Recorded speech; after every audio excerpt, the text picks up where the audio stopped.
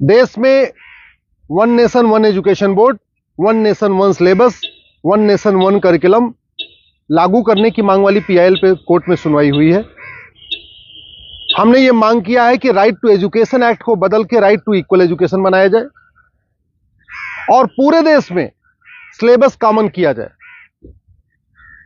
बंगाल वाला बंगाली में पढ़े, गुजरात वाला गुजराती में पढ़े, महाराष्ट्र वाला मराठी में पढ़े, तमिलनाडु वाला अपनी तमिल में पढ़े, लेकिन सिलेबस और करिकुलम एक समान होना चाहिए। फिजिक्स का, केमिस्ट्री का, मैथ का, जूलॉजी का, बॉटनी का, इंग्लिश का, हिंदी का, संस्कृत का, ये सारे सिलेबस कॉमन होने चाहिए पूरे देश में। और वो इसलिए जरूरी है क्योंकि सारे के सारे कॉम्पिटिटिव जो एग्जाम हो रहे हैं उनका पेपर एक हो रहा है।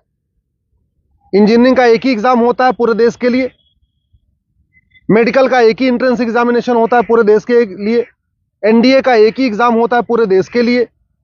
इसी तरीके से आईएएस का जो पेपर होता है वो सबके लिए कॉमन होता है, पीसीएस का पेपर सबके लिए कॉमन होता है, बैंक का पेपर सबके लिए कॉमन होता है, रेलवे का पेपर सबके लिए कॉमन होता है। और अब तो यूनिवर्सिटी में एडमिशन के लिए कॉमन जो सीयूईटी हो रहा है वो भी सबके लिए एक पेपर कॉमन है। अब जब एंट्रेंस एग्जामिनेशन का पेपर एक है तो फिर अलग अलग सिलेबस क्यों पढ़ाया जा रहा है? सीबीएसई कुछ अलग पढ़ा रहा है, आईसीएसई कुछ अलग पढ़ा रहा है, यूपी बोर्ड अलग पढ़ा रहा है, बिहार बोर्ड अलग पढ़ा रहा है, बंगाल बोर्ड अलग पढ़ा रहा है। और सारी पढ़ाई करने के बाद जब बच्चा जाएगा एग्जाम देने, उसके लिए सबके लिए एक पेपर होगा। अगर पेपर सीबीएसई के पैटर्न पे सेट होता है तो बाकी स्टेट बोर्ड वालों को इक्वल अपॉर्चुनिटी नहीं मिलती। अगर जो एंट्रेंस एग्जामिनेशन का पेपर है इंजीनियरिंग का, मेडिकल का, एनडीए का, बैंक का, रेलवे का, अगर वो आईसीएसई बोर्ड के पैटर्न पे होता है तो सीबीएसई बोर्ड वालों को और बाकी स्टेट बोर्ड वालों को फिर इक्वल अपॉर्चुनिटी नहीं मिलती।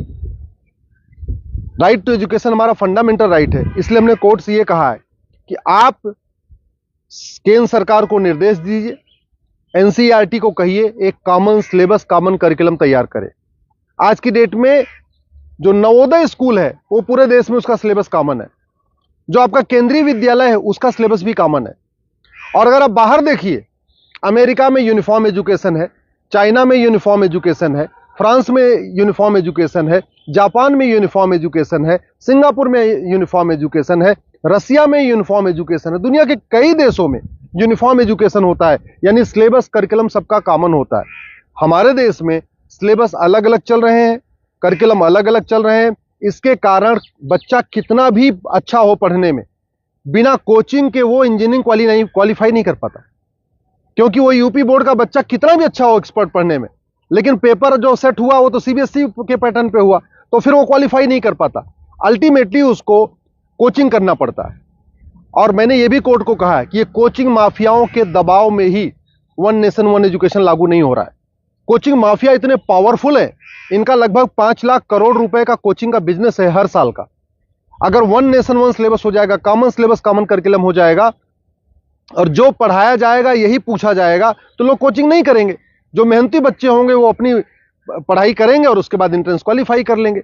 लेकिन ये कोचिंग माफियाओं ने ऐसा सिस्टम बना दिया है कि पहली बात तो वन नेशन वन सिलेबस नहीं होने दे रहे, वन नेशन वन एजुकेशन नहीं होने दे रहे, और दूसरा जो 10वीं 12वीं में पढ़ाया जाता है वो एंट्रेंस एग्जाम में पूछा नहीं जाता, जो एग्जाम में पूछा जाता है वो 10वीं 12वीं में पढ़ाया नहीं जाता। इसका मेन ये कारण है कि कोचिंग माफियाओं ने पूरे हमारे एजुकेशन सिस्टम को हाईजैक किया हुआ है।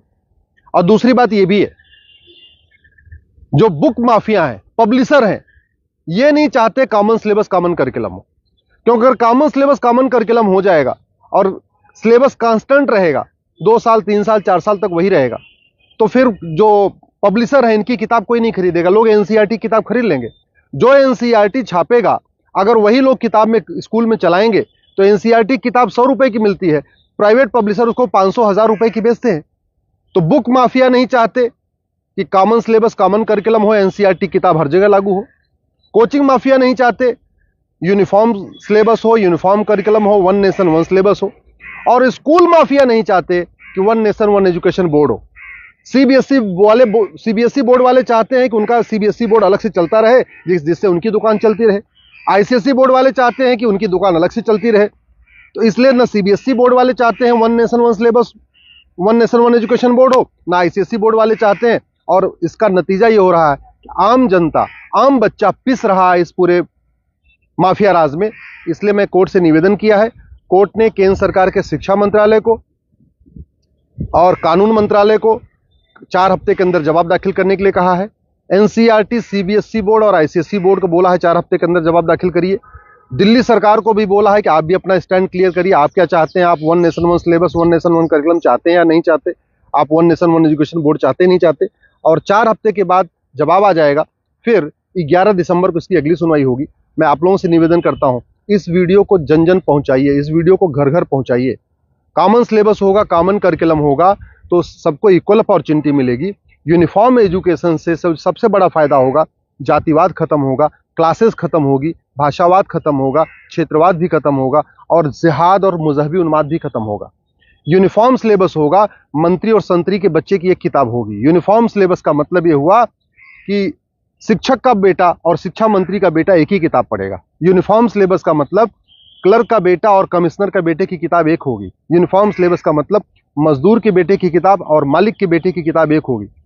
यूनिफॉर्म सिलेबस से वास्तव में भारत में समाजवाद आएगा। समान शिक्षा से ही भारत में शांति आएगी, समाज शिक्षा से ही भारत में समृद्धि आएगी, समान शिक्षा से ही वास्तव में भारत में समरसता आएगी।